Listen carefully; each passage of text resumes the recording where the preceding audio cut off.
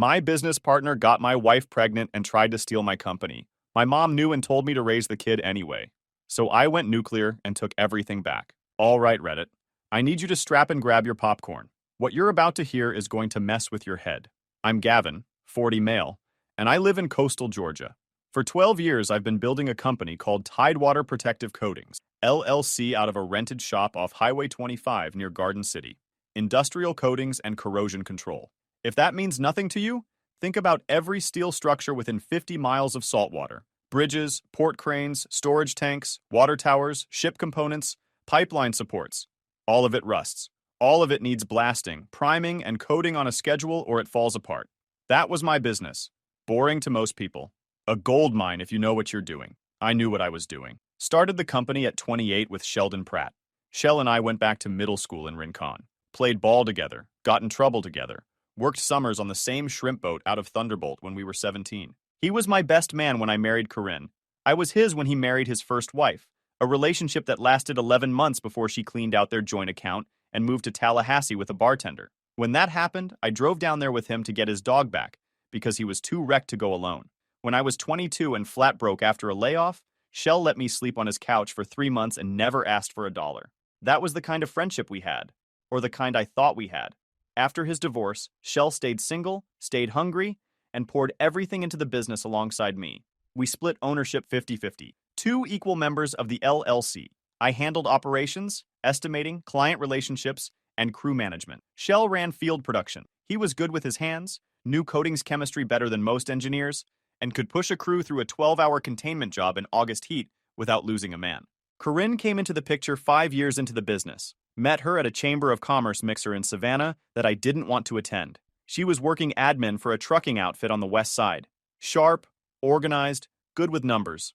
We dated for about 6 months, got married at the courthouse, and within a few months after that she was running our office. That wasn't my idea. It was Shell's. He pointed out we were bleeding money on a part-time bookkeeper who kept miscoding expenses and a temp who couldn't keep the filing straight. Corinne could handle payroll, vendor management, invoice processing, bank reconciliations, reimbursements, and client billing all from one desk. She'd save us 40 grand a year and do a better job than anyone we could hire. He was right. Corinne was excellent at the job.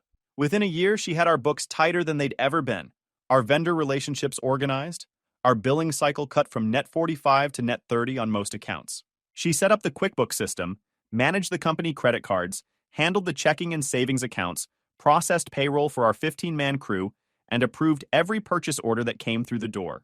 She had the keys to the kingdom. Every financial door in the company, Corinne could open it without asking me or Shell for permission. I'll say this about Corinne because it matters for later. She wasn't some passive, go-along-to-get-along type. She was sharp in a way that could cut you if you weren't paying attention. Always knew exactly what to say, to make you feel like her idea was actually yours. Always knew when to push and when to pull back. When vendors tried to jack up prices, she'd negotiate them down with this quiet, firm tone that made grown men apologize for wasting her time. When crew guys submitted sloppy timesheets, she'd send them back with corrections and a look that made sure it didn't happen twice. I admired that about her. Shell and Corinne got along well from the start. At the time, it just seemed like a good fit. He'd come by the office to grab work orders. They'd chat about schedules, joke around, the normal stuff you'd expect from a small company where everybody's in each other's space. He started coming to dinner at our place every Saturday. Football Sundays in the fall became part of the routine. My wife, my best friend, my business partner, all sitting around my table eating shrimp and grits and talking about the week. I thought that was a good life. I was wrong. For about 3 years after Corinne took over the office, everything ran smooth. Revenue climbed from $1.8 million to just over $3 million. We landed a recurring maintenance contract with the Georgia Ports Authority for 2 container crane systems at Garden City Terminal, picked up bridge work for the county, got on the approved vendor list for 3 regional chemical plants, bought a second spray rig, a new blast pot, and a containment trailer, hired 4 more guys. I was proud. Built something real in a town where most people my age were working for someone else, or had already washed out. Corinne and I bought a house in Isle of Hope. Nothing fancy, just a 3-bedroom ranch on a half-acre lot with a dock on the marsh. Shell lived 10 minutes away in a duplex he'd been renting since his divorce. Everything felt solid. The business, the marriage, the friendship. Then the numbers stopped adding up. It started with a blast media invoice. We use steel grit and garnet for most of our abrasive blasting. Bulk orders, 40 to 60 tons at a time depending on the project load. I'd been tracking material costs loosely for years because Corinne handled the purchasing and I trusted her numbers. But in March, a vendor rep named Dale from our garnet supplier called me directly to thank me for the increased volume and ask if we wanted to negotiate a tiered discount. Increased volume. We hadn't increased volume. If anything, Q1 had been lighter than usual because 2 bridge jobs got pushed to April for permit issues. I pulled the purchase orders after the call. Corinne had been ordering garnet at roughly double our actual consumption rate for the past 7 months. The invoices were real. The vendor was real. The deliveries were logged, but the quantities didn't match what our crews were using on actual jobs. I checked the delivery addresses. Half the shipments went to our shop. The other half went to a storage yard in Pooler I'd never heard of. I drove out there on a Sunday. Industrial area off Pooler Parkway, chain link fence, gravel lot, a couple of shipping containers.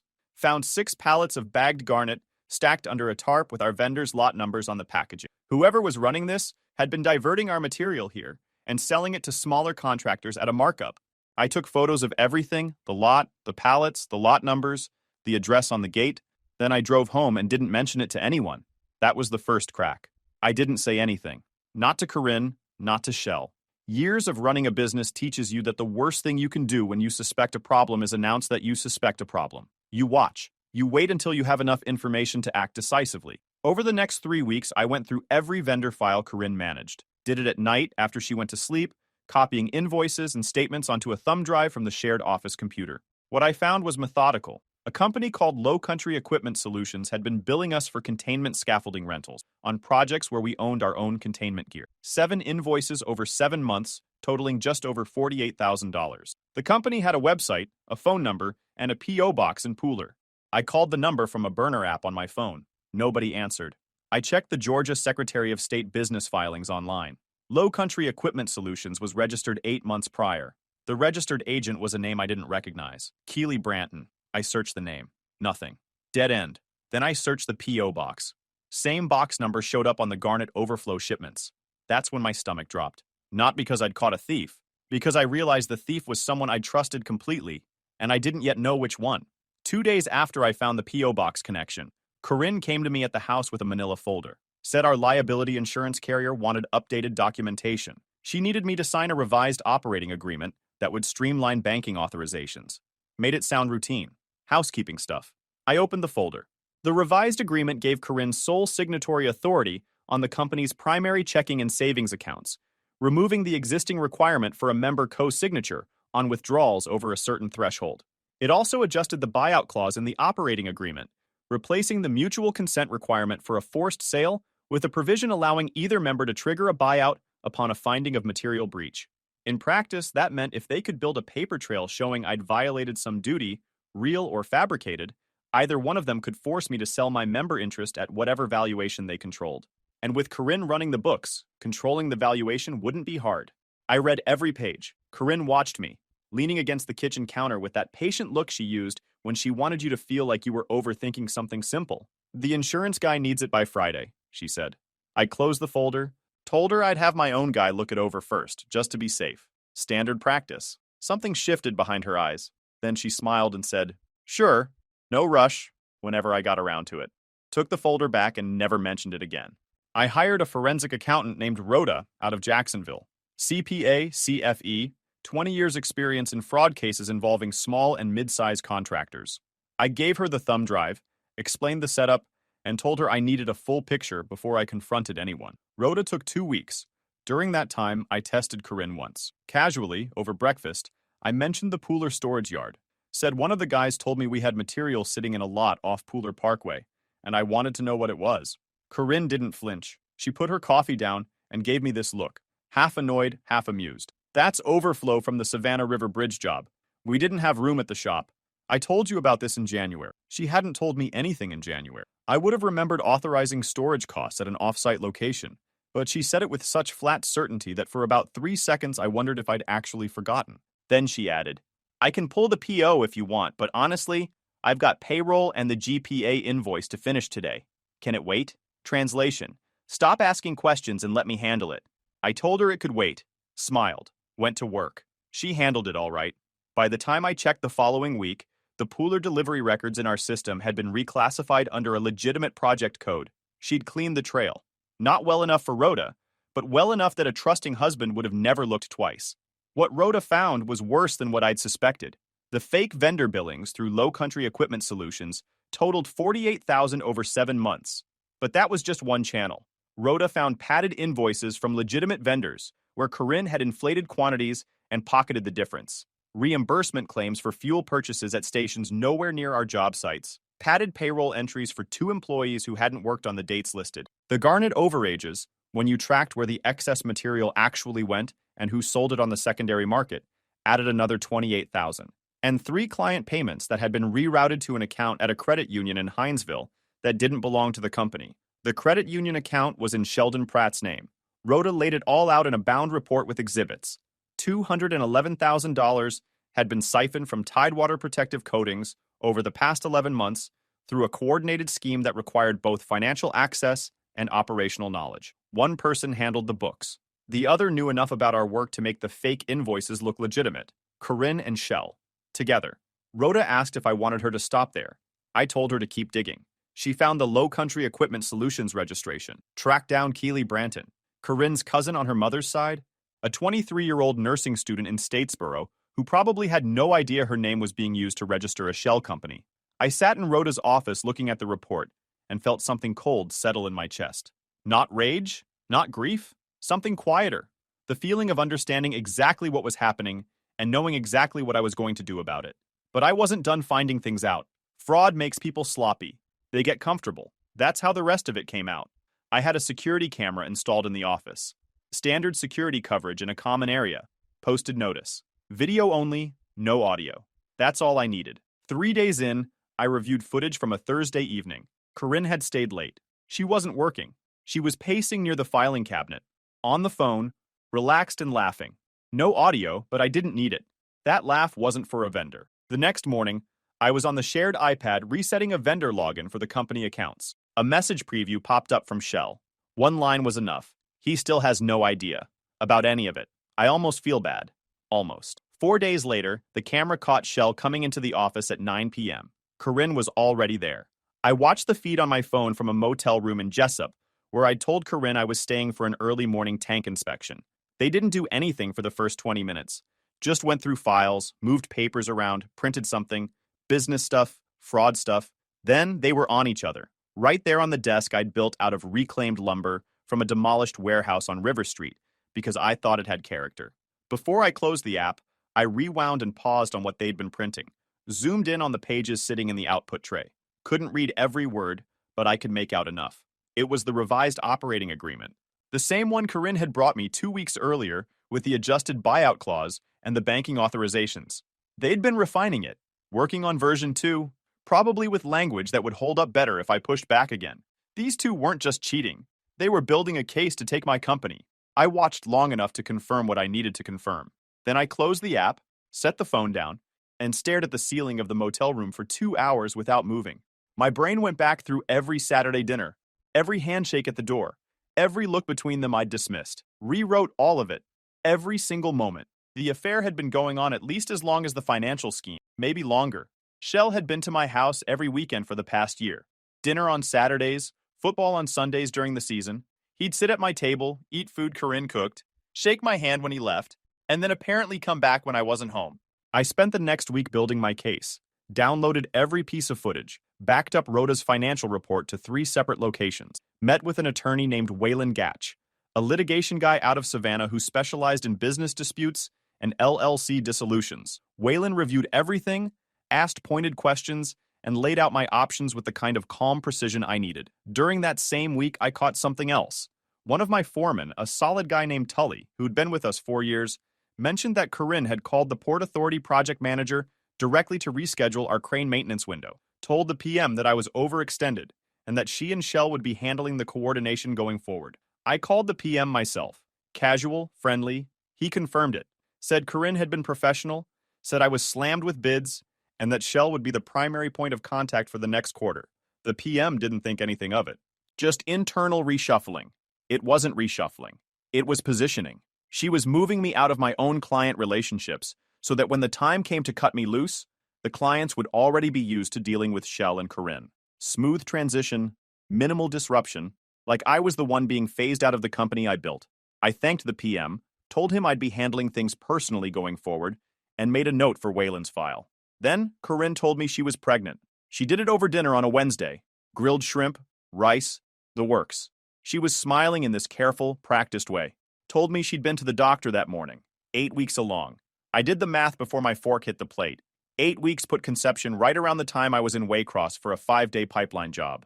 I'd been gone Monday through Friday. Corinne had told me she was sick that whole week, stayed home from the office, barely texted. She wasn't sick. She was with Shell. I looked at her across the table and smiled. Told her that was great news. Hugged her. Said all the things a man says when he thinks he's about to be a father. I wasn't about to be a father, but I needed her to be comfortable and unsuspecting for what came next. There was one more thing I needed before I could move. I went to a walk-in clinic the following morning and got a full STI panel. Came back clean, which was the only piece of luck I'd had in months. Waylon Gatch and I met twice more that week. Laid out every step. Filed nothing yet. Signed nothing yet. Just prepared. Like rigging containment before you start blasting. You don't fire the nozzle until every seal is tight and every vent is in place. Otherwise, the dust goes everywhere and you lose control. I wasn't going to lose control. 2 weeks after Corinne's announcement, on a Saturday, I told my mother. Drove out to her place in Guyton, the same cinderblock ranch house I'd grown up in after my dad left when I was 6. She'd raised me alone, working the register at a feed store for 20-odd years. Never remarried, never complained. She was on the porch when I pulled up, sweet tea on the side table. She looked happy to see me, which made what I was about to say harder. I sat down and told her everything. The fraud, the affair, the pregnancy that wasn't mine. Showed her the financial report. Showed her the dates that proved the baby couldn't be mine. Didn't show her the video. She didn't need to see that. She listened without interrupting. When I finished, she was quiet for a while. The fan kept spinning. Somewhere down the road, a dog was barking. Then she said, "How far along is she?" I told her. 10 weeks. She nodded, folded her hands in her lap, looked out at the yard. "I've been waiting for you to have a child. You know that. I've waited years." I said I knew. So here's what I think. Forget the DNA. Forget who did what. Raise the baby as yours. Let me be a grandmother. That's what matters here. Not who slept with who. I looked at her for a long time. Then I said, "Are you serious? I'm not raising that kid. Don't ask me again." She didn't stop. She leaned forward in her chair and said it wasn't about me. Said it was about family. Said a child doesn't choose how it comes into the world, and neither should I punish an innocent baby because 2 adults did something wrong. Said she'd help. Said she'd be there every day if I needed her. Said the baby deserved better than what Corinne and Shell could give it, and that I was the kind of man who could step up even when things weren't fair. I stood up. Didn't yell. Didn't argue further. There was nothing left to discuss. She called after me from the porch. I heard her voice crack. Heard the chair scrape as she stood up. I drove away. 45 minutes back to Isle of Hope on back roads. Didn't turn the radio on. Pulled into my driveway, went inside, opened the hall closet, and took down every framed photo of my mother that hung in the house. 4 of them. Put them in a cardboard box, taped it shut, and set it in the garage next to the recycling. Over the next 2 days, she called 9 times. Texted paragraphs. Apologized, then doubled down. Said she didn't mean it the way it sounded. Then said she did mean it, and I was being selfish. Then cried and said she was scared of being alone. I read every message, responded to none. On the 3rd day, I called the utility company and canceled the autopay I'd been running for her electric bill for the past 7 years. Called her cell carrier and removed her from my family plan. Stopped the monthly transfer I'd been sending to help cover her rent since she retired. She noticed within a week. Called me 14 times in 1 day. I didn't pick up. She drove to my house. I wasn't there. She went to the office. Corinne told her I was on a job site. That was the last time I initiated or received any communication from my mother. I executed everything in 1 week, Monday through Friday. Planned it like a shutdown project.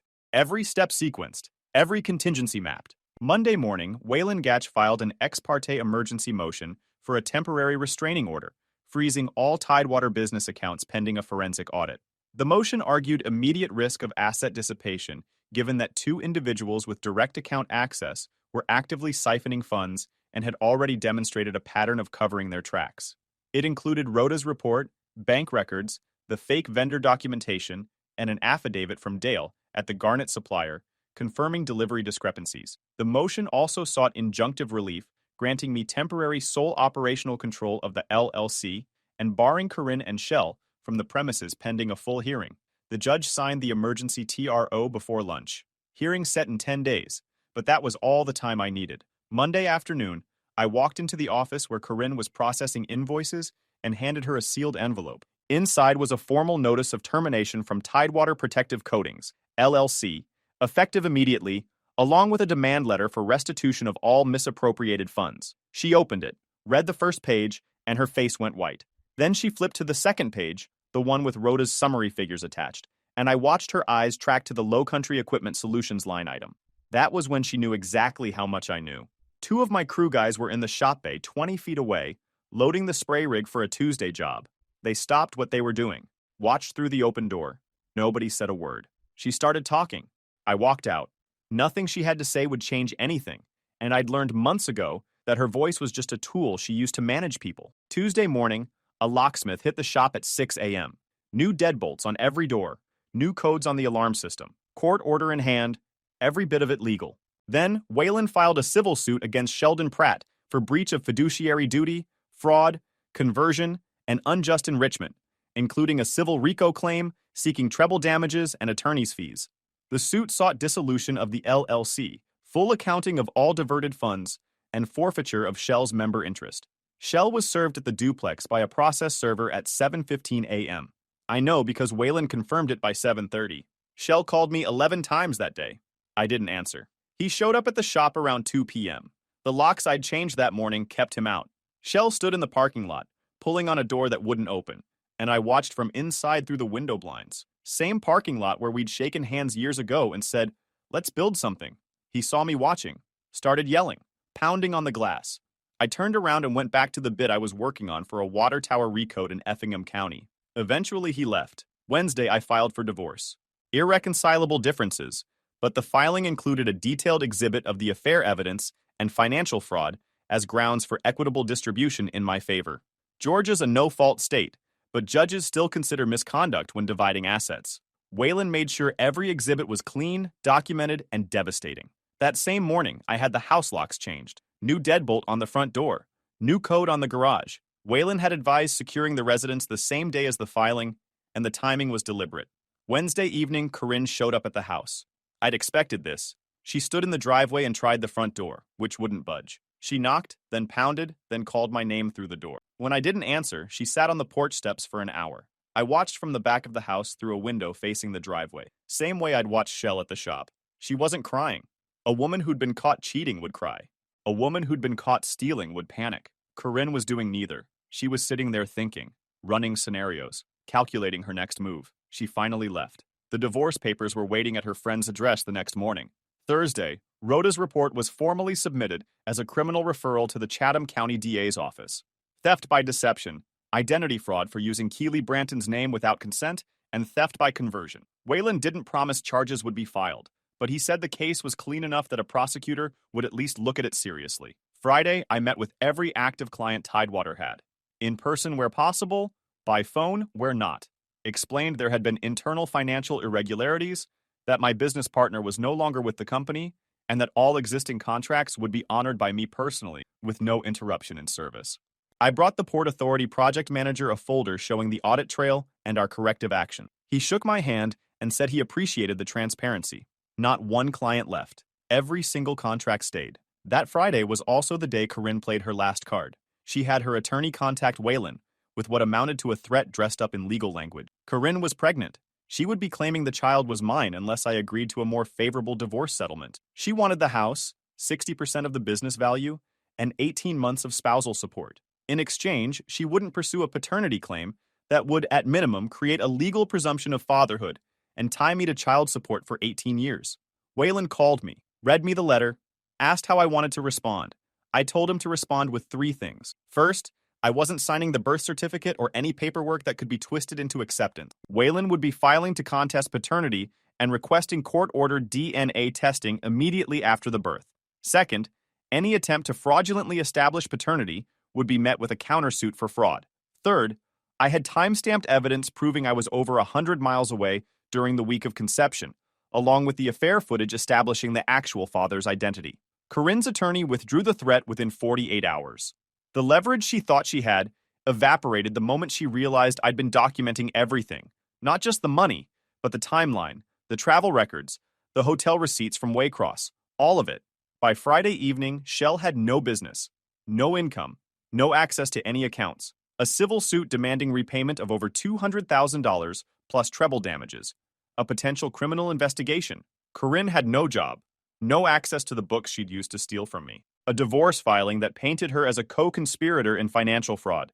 And a pregnancy she could no longer use as leverage. I went home Friday night, sat on my dock, and watched the tide come in across the marsh. First quiet evening I'd had in months. The next several months played out like gravity doing its job.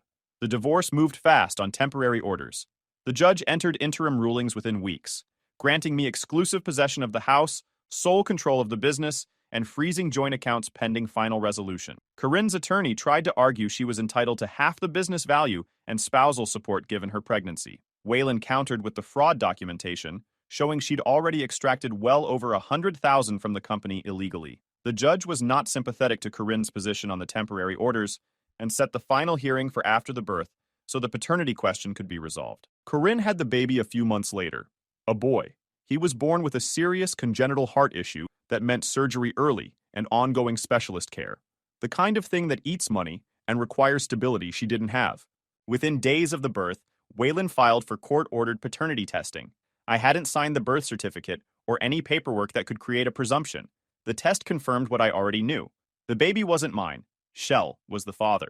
With the test results in hand, the court entered an order removing any presumption of my legal responsibility for the child. Waylon made sure that paperwork was airtight.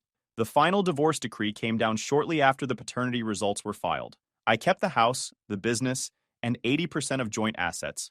She got her car and personal belongings. No alimony. The judge cited her documented role in the financial fraud as a significant factor in the distribution. She delivered at Memorial in Savannah, alone. Shell wasn't there. My mother wasn't there. Her cousin Keely, the one whose identity she'd used for the Shell company, had cut her off completely after the fraud came to light. The civil suit against Shell took longer. His attorney tried to argue the operating agreement was ambiguous about fiduciary duties, and that some of the transactions were legitimate. But our operating agreement, the original one I'd insisted on when we formed the LLC, had an explicit clause requiring mutual written consent for any vendor relationship exceeding $10,000 annually, and prohibiting either member from holding undisclosed financial interests in any company doing business with Tidewater. Shell had violated both provisions repeatedly. Rhoda's forensic report dismantled every remaining argument. The Shell company, the fake invoices, the rerouted payments, all of it was documented down to the penny. Shell settled before trial for the full restitution amount plus $60,000 in damages. He didn't have the cash. He signed over his truck, his boat, his savings, and agreed to a 5-year payment plan on the remainder. Waylon attached a lien to the settlement agreement to protect our position. The DA's office declined to prosecute. Not enough resources for the case size, they said. Waylon wasn't surprised. Said criminal charges in financial fraud cases against individuals were always a long shot without a motivated prosecutor.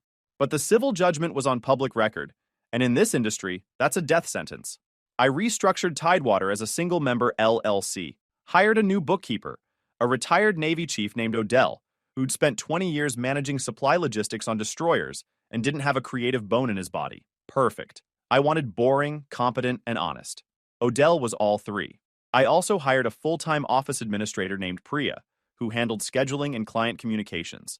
Kept the same field crews. The guys who worked for me knew something had gone down, but they were blue-collar guys who understood that personal business stays personal. Nobody asked questions. Everybody showed up on time. Business actually improved after the split. Without shell skimming and Corinne padding invoices, our actual margins were better than I'd realized. I bid more aggressively on 3 new contracts and won all of them. Landed a maintenance agreement with a paper mill in Rincon. Picked up a 5-year bridge coating program with the county. Revenue climbed past $3.5 million. Shell's life went the other direction.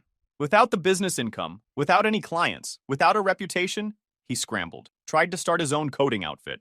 Nobody would hire him. Word gets around in industrial contracting. One of my guys told me Shell showed up at the paper mill in Rincon with a bid package. Same mill I just landed a contract with. The plant manager looked at the bid, looked at Shell, and told him to leave the property. Didn't even open the envelope. Just handed it back and pointed at the gate. Shell sat in his truck in the parking lot for 20 minutes before he drove off. The plant manager called me that afternoon to let me know. Said he thought I should be aware. I thanked him and got back to work. He ended up taking day labor on a commercial roofing crew. Manual work, 60-hour weeks, low pay. About a year and a half after I locked him out of Tidewater, he was on a job site in Brunswick when a section of staging collapsed under him, fell 9 feet onto a concrete pad, herniated 2 discs in his lower back, L4 to L5 and L5 to S1. The kind of injury that doesn't heal right even with surgery, and Shell didn't have insurance because the roofing outfit paid him under the table. He got surgery eventually, some charity care program at Memorial, but the recovery was slow and incomplete. Chronic pain, limited mobility, couldn't lift, couldn't climb, couldn't do the physical work he'd built his whole identity around. The guy who used to carry 80-pound blast pots up scaffolding like they were grocery bags now couldn't bend over to tie his own boots. Last I heard, he was living in a trailer park outside Jessup, collecting disability checks that barely covered rent, and couldn't stand for more than 20 minutes without sitting down. I didn't feel good about that, didn't feel bad either. He put himself in a position where he had no insurance, no savings, no safety net, because he'd spent a decade's worth of goodwill stealing from the one person who'd have caught him if he fell. She tried to get child support from Shell, filed in family court.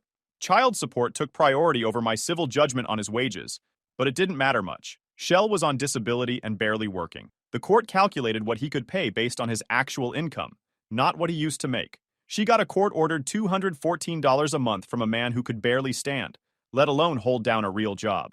$214 a month for a baby with a heart condition that needed specialist care she couldn't afford. She moved in with a friend from high school, then moved out after 2 months when the friendship couldn't handle the weight of a newborn with medical needs and a mother with no income. Then moved to an apartment complex in Midway, a place I only know about because she tried to list me as an emergency contact on the baby's medical forms, and the hospital called to verify. I told them I had no relationship with the patient or the mother and asked them to remove my information. Corinne had burned every bridge she had. Shell was broken and broke. My mother, last I'd heard, had tried reaching out to Corinne once and been told to stay away. Even the people who enabled them didn't want to be around the wreckage. 3 years out now. I'm 40. Tidewater is running clean and profitable. 12 full-time employees, 2 spray rigs, house paid off, business debt-free. I'm pricing out a new blast rig that would let us take on offshore platform work. I met a woman named Josette 8 months after the divorce was final. Marine surveyor, works with cargo insurers. We've been together for 2 years now, living in the Isle of Hope house, which I kept, and which has no trace of Corinne left in it. My mother is still alive as far as I know. She's tried reaching me a few times over the years. Letters returned, messages shut down, left one voicemail on an old number saying she was sorry. I believe her. Doesn't change what she asked me to do. Shell reached out once, about a year ago. Handwritten letter to the office. I didn't open it. Put it through the shredder the same way I'd shred a junk mail flyer. Sometimes I think about what would have happened if Dale never called about the Garnet volumes. How long it would have gone on. How much more they would have taken. Doesn't matter. He called. I listened. I moved. Guys, we are so close to hit 100,000 subscribers on this channel. If you are not subscribed to the channel, please consider subscribing. It really helps hit that 100,000 mark. Thanks for making this dream come true.